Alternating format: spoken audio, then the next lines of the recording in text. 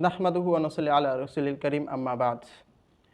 আজকের আলোচ্য বিষয় হচ্ছে আপন দুই বোনকে এক পুরুষ তার বিবাহ বন্ধনে আবদ্ধ করতে পারবে কিনা। তো চলুন কোরআন হাদিসের আলোকে আমরা এই বিষয়টি সংক্ষিপ্তভাবে জেনে নিই। পবিত্র কোরআনের মধ্যে আল্লাহ তাআলা সূরা নিসার ৪ নম্বর পৃষ্ঠা ২৩ নম্বর আয়াতের মধ্যে বলেন, হুররিমাত আলাইকুম উম্মাহাতুকুম। এখান থেকে এই আয়াতের শেষে আল্লাহ তাআলা বলেন, ওয়া আন তাজমাউ বাইনাল উখতাইন ইল্লা মা ক্বাদ সালাফ ইন্নাল্লাহা কানা গফুরার রহিমা। এই আয়াতটাকে বলা হয় আয়াতুল মুহাররামাত। এই আয়াতের মধ্যে আল্লাহ তাআলা আলোচনা করেছেন ওই সকল নারীদের সম্পর্কে যে সকল নারীদেরকে একজন পুরুষের জন্য তার বিবাহ বন্ধনে আবদ্ধ করা হারাম, অর্থাৎ তাদেরকে কোনোভাবেই তারা তাদের বিবাহ বন্ধনে আবদ্ধ করতে পারবে না। এখানে আল্লাহ তাআলা বলেন, ওয়ান তাজমাউ বাইনাল উখতাইন ইল্লা মা ক্বাদ সালাফ, অর্থাৎ উপরোক্ত যে বিষয়গুলো যেভাবে তোমাদের জন্য হারাম করা হয়েছে এভাবে এটাও হারাম করা হয়েছে যে তোমরা দুইজন আপন বোনকে তোমাদের বিবাহ বন্ধনে আবদ্ধ করবে। দুইজন আপন বোনকে একজন পুরুষ তার বিবাহ বন্ধনে আবদ্ধ করার বিষয়টাকে আল্লাহ তাআলা এই আয়াতের মাধ্যমে হারাম করে দিয়েছেন। তবে ইল্লা মা ক্বাদ সালাফ, তবে আগে যা করে ফেলেছো, ইসলাম ধর্ম গ্রহণ করার আগে যা করে ফেলেছো সেটা ভিন্ন হিসাব। এখন তোমরা সেটা একজনকে তোমরা তালাক দিয়ে দাও, ছেড়ে দাও, তাহলেই যথেষ্ট। ইন্নাল্লাহা কানা গফুরার রহিমা, আর আল্লাহ তাআলা হচ্ছে ক্ষমাশীল দয়ালু। আগে যা করেছো এর জন্য তওবা করলে আল্লাহ তাআলা ক্ষমা করে দিবেন। তো এই আয়াতের মাধ্যমে আমরা জানতে পারলাম যে আপন দুই বোনকে একজন পুরুষ তার বিবাহ বন্ধনে আবদ্ধ করতে পারবে না, এটা সম্পূর্ণরূপে হারাম। হাদিসের মধ্যেও বলা হয়েছে যে আপন দুই বোনকে একজন পুরুষ একত্রে তার বিবাহ বন্ধনে আবদ্ধ করতে পারবে না।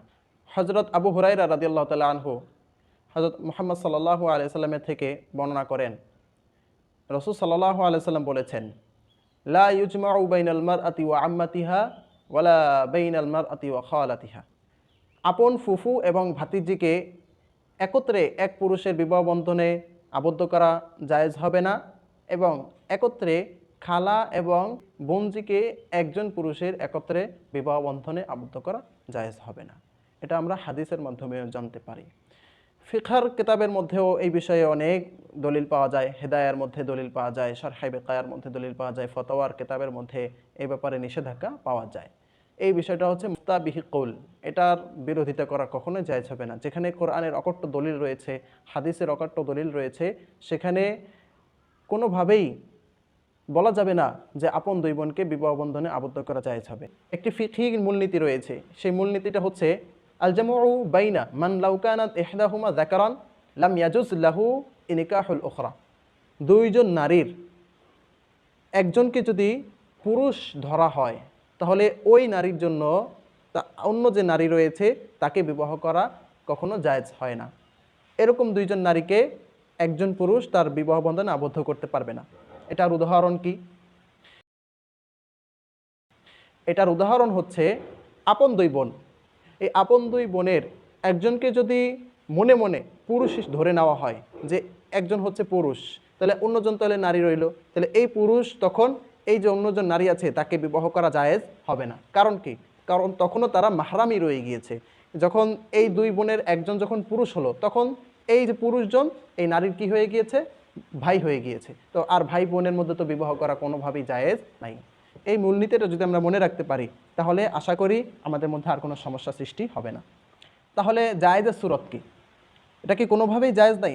হ্যাঁ, জায়েজ আছে। চলুন জায়েজের সূরত জেনে নিই।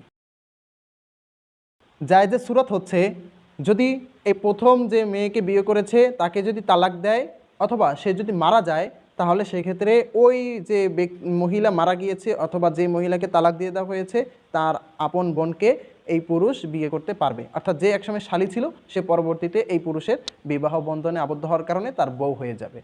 আবার দেখা গিয়েছে ওই যে ভাতিজি বিবাহ বন্ধন আবদ্ধ ছিল, তো ভাতিজি মারা যাওয়ার পরে ফুফুকে বিবাহ করেছে, অথবা ফুফু বিবাহ বন্ধন আবদ্ধ ছিল, ফুফু মারা যাওয়ার পরে অথবা ফুফুকে তালাক দেওয়ার পরে ভাতিজিকে বিয়ে করেছে, তাহলে এই সূরত জায়েজ। অর্থাৎ দুইজন আলাদা আলাদাভাবে একজন না থাকা অবস্থায় অন্যজনকে বিয়ে করা যাবে, কিন্তু একজন বিবাহ বন্ধনে আছে, বিবাহ বন্ধনে থাকা অবস্থায় অন্যজনকে বিয়ে করা যাবে না। আশা করি আমরা বুঝতে পেরেছি। আল্লাহ তাআলা আমাদেরকে এই সকল হারাম কাজ থেকে সম্পূর্ণরূপে বেঁচে থাকার তৌফিক দান করুন। আমিন।